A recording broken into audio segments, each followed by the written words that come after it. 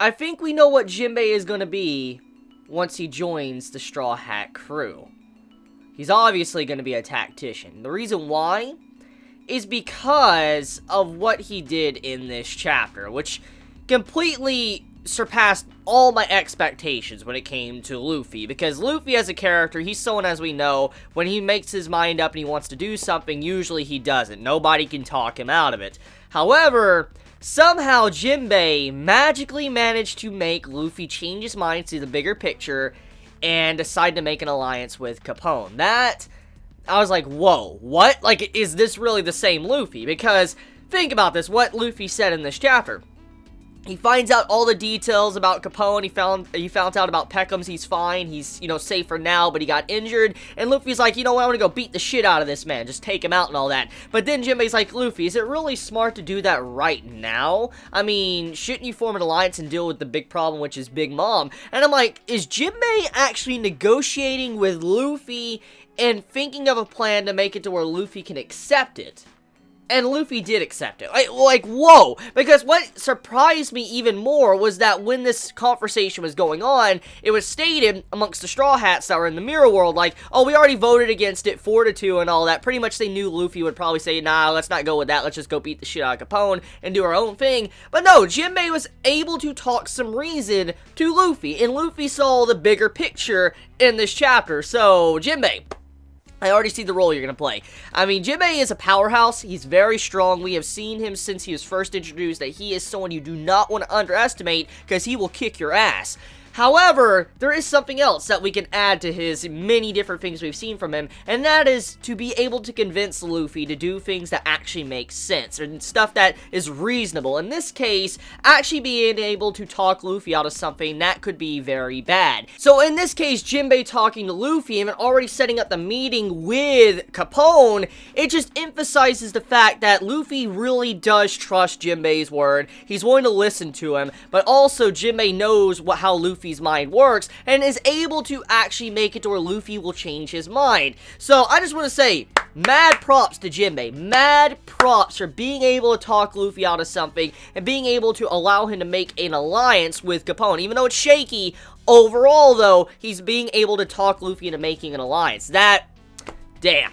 Okay, so with that being said, let's talk about the meat of this chapter, and that is Capone. So Capone is finally getting the spotlight in this arc of One Piece. As I've said many times in the past, he is the big wild card of this arc. He is someone that could really change how this arc is going to be and what is probably going to happen. And with this chapter, it was really needed. We finally got some characterization, some backstory on Capone, but also some of his motives of why he's doing certain things, especially why he's trying to attack Big Mom. This chapter was more of just, I guess, exposition, trying to let us know more about Capone and what he's doing and why he is doing these things. So Capone is a supernova, which was introduced such a long time ago, and I remember when all the supernovas were introduced, many looked at Capone and was like, oh, he's pretty cool, he looks like a mafia type dude, he has an interesting design, but overall, not many people really cared about Capone. I mean, everybody was always focused on Kid and Law. Those were the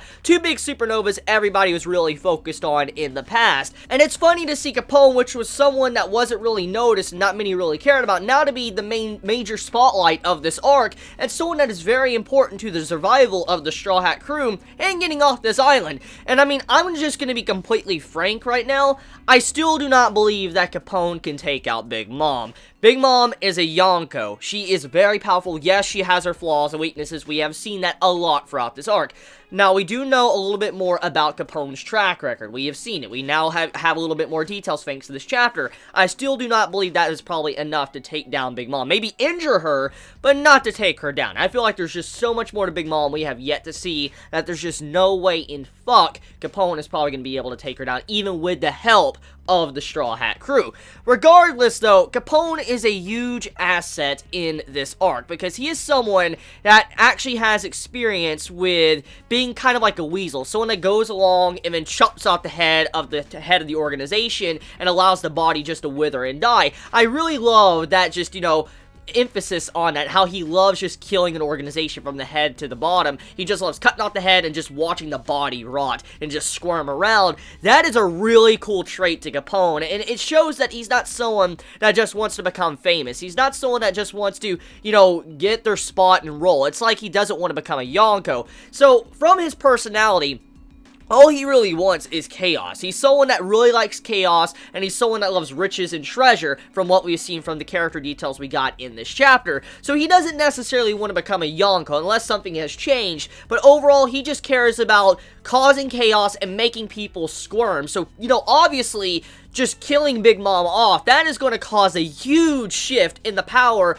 of the Grand Line. I mean, you gotta remember this. Big Mom is a Yonko. If she falls, it's not just going to be the pirates that are affected, it's also going to be the Navy. All of it. The Marines are going to be affected as well with Big Mom's fall. So there's just going to be so many changes if she gets destroyed. If her organization just collapses like that and withers and dies, there's going to be a huge power shift, and that's what Capone wants. He wants to cause this chaos. He wants to make it to where everybody squirms and is like, holy shit, if someone like this could come in and take down Big Mom, what's to say another, you know, Yonko can't be taken down and all that? It'll make people very scared and upset. So that's kind of what, you know, Capone's endgame is right now. He wants to cause chaos, and he does want treasure along the way. That's the main thing he wants. So I believe the way Oda's trying to emphasize that, you know, Capone likes treasure, I believe that that's going to come back to bite Capone in the future. And hear me out. What is a big thing besides Capone that is a wild card of this arc? Obviously, the treasure box from Fishman Island. It's the box that, you know, caused Big Mom to where she would forgive completely Fishman Island for their deeds and stuff. She was completely fine with it because they were able to send such a big thing to her, like a national treasure. It was that important. And as we know, there's bombs all inside of that treasure. And we all know, most likely, Big Mom is probably not going to be killed by that explosion. It's probably going to piss her the fuck off.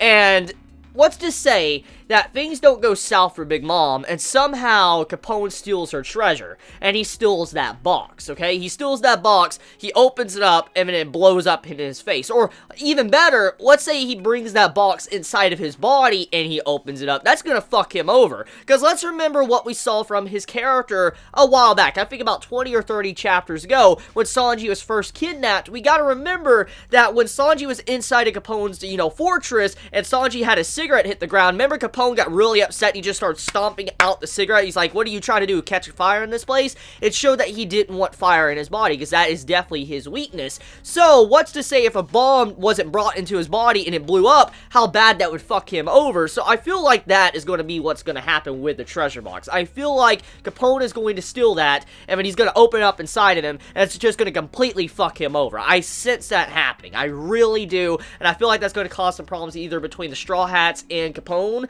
or it's going to cause another problem with Big Mom or whatever. We'll see where that goes, but overall, definitely going to play a part. Since, you know, Capone loves treasure, that is something he's definitely going to want to steal. Since he loves treasure, he doesn't really want to get fame or whatever. That's clearly what he's going to be going after. Now, besides that, also, another thing we need to factor into is that Capone, he realizes his limits. He realizes that he doesn't need to make any more enemies than he already has right now, because he's played such a dangerous game. If he was to make an enemy of the Straw Hat Pirates, that would be another, you know, entire group he needs to deal with, besides just Big Mom and the Vince Smokes and all of them. He has to deal with them too. So, that's something he doesn't really want to do. So, that's why he's willing to actually make an alliance with Luffy at this time. He's willing to hear what Straw Hat wants to say. He's willing to hear, you know, why he wants to make an alliance, and if everything is fine, he's willing to make an alliance. But if Luffy does something he doesn't like, obviously he's going to have to take matters into his own hands and try to kill Luffy, which we know that's probably not going to happen now. So, overall, Capone is making an alliance because he realizes he cannot afford to make any mistakes. He cannot afford to make more enemies because he probably is very aware how Luffy is. He knows Luffy is someone that can do something very unpredictable and cause a lot of problems, so most likely he's factoring that in, and that's why he is probably even, you know, factoring in, like, hey, maybe I should make, you know, a peace with this man and, you know, have him, you know, join me while I take down Big Mom. Maybe that's the reason why. So, overall, chapter of One Piece, it was a very good chapter. A lot of details about Capone, and I can't wait to see where it's going to go. I mean, can Capone, you know, succeed? Can he actually take down Big Mom and take her head, or is something going to happen which causes him to fail? I feel like at the end of the day, though, it's going to probably come down to the treasure box. That's going to either fuck over Capone, or it's going to make him win, or whatever. I feel like something like that's gonna happen. I feel like that's gonna be the final, like, Nell and Capone when it comes to this arc, is that treasure box. So, we'll see. Anyways, let me know your thoughts in the comments below. You all have a wonderful day or night wherever you live. And I just gotta say, I'm glad to see Sanji back a part of the crew. I'm glad, you know, he's here and all of them are interacting once again. But anyways, please be safe. Chibi out.